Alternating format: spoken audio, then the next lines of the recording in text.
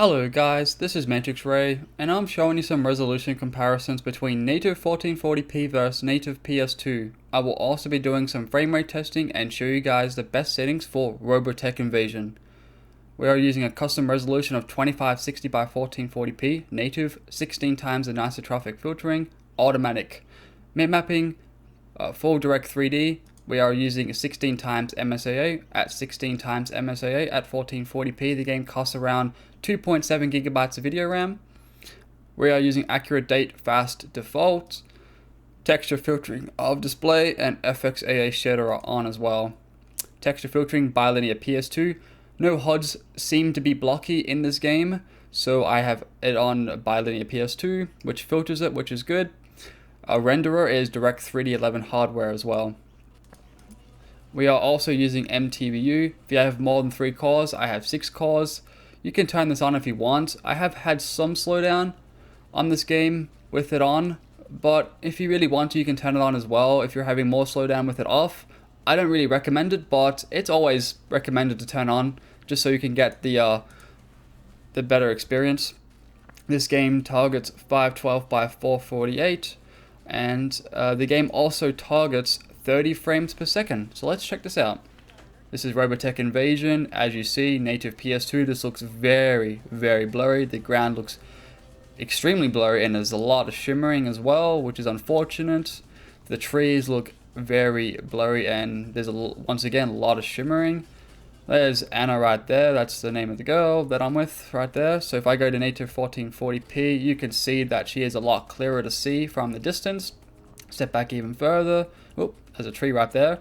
Matter of fact, we'll look at some more trees. So this is native 1440p. You can see the trees look a lot clearer to see. If I go back to native PS2, looks a lot more shimmery. If you look at the trees again, native 1440p, it looks a lot clearer. Even my character looks a lot clearer in general. There's some mountains in the background there. Once again, native PS2 and native 1440p. Also on hardware mode, which is what I'm on now, native 1440p, you can see that the ground looks very nice and clean because 16 times anisotropic filtering seems to be working, which is really, really nice.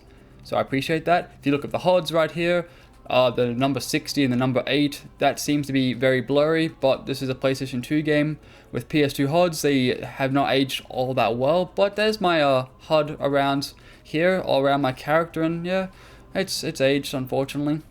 You got the text right here as well. That's aged as well. Same with the buttons. Look blurry. If you go to native PS2, you can see the button HUDs look a lot blurrier than native 1440p. It looks a bit clearer, which is really, really good, but still shows its age.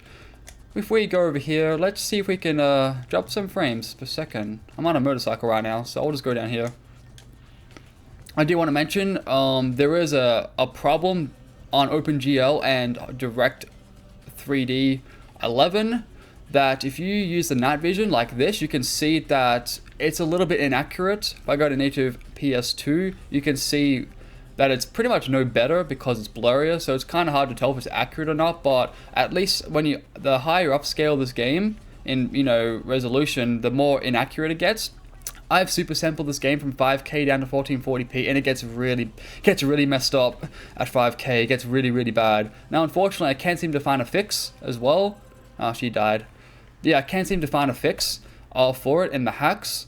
And the renderers don't seem to work either. But other than that, there's no real problem with this game. It runs really, really good. It's really light on the GPU and the CPU as well by the seams of it.